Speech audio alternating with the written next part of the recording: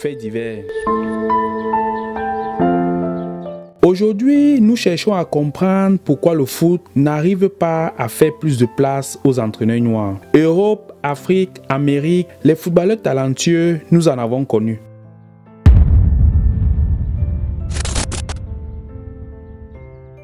Plusieurs footballeurs noirs de haut niveau ont marqué le monde entier par leurs statistiques pendant des années. Ceci depuis la création du football. Pelé, Abedi Pelé, Romario, Salif Keita, Roger Mila, Abega Théophile, Makelele, Zizinho, George Weah, Ronaldinho. La liste est loin d'être exhaustive. La question aujourd'hui est de savoir pourquoi le foot n'arrive pas à faire de place aux entraîneurs noirs.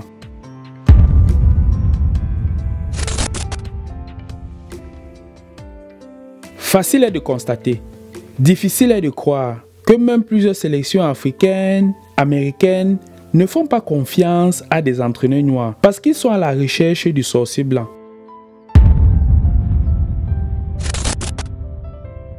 Parlons-en du mythe du sorcier blanc. Ce nom fut attribué pour la première fois à Claude Leroy lors de son arrivée au Cameroun en 1985. On lui avait attribué ce sobriquet parce qu'il avait fait savoir qu'il ne craignait pas les fétiches et marabouts. Mais dans le temps, le nom sorcier blanc vient être attribué aux sélectionneurs étrangers, européens, chez qui le miracle peut arriver.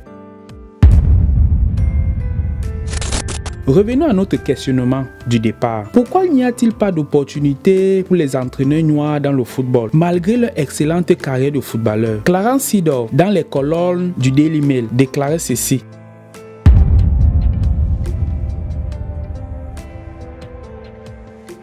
Je ne reçois aucune offre. Comment est-ce possible pour quelqu'un qui a eu une carrière comme la mienne? Soyons bien clairs, que nous ne disons pas qu'un grand joueur doit forcément entraîner une grande équipe. Nous constatons juste que les coachs noirs ont moins de propositions ou encore sont moins considérés dans le milieu. C'est un constat et un agacement, vu que la plupart des grands footballeurs noirs ont passé tous leurs diplômes, comme recommande la FIFA, pour être à la tête d'un grand club ou petit club.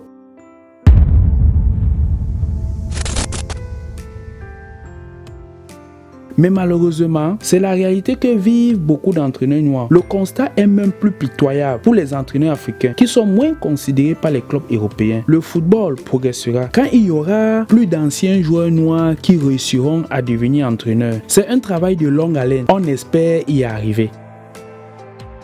J'espère que vous avez aimé. Surtout, n'hésitez pas de vous abonner, de liker et de partager pour plus de vidéos. À très bientôt.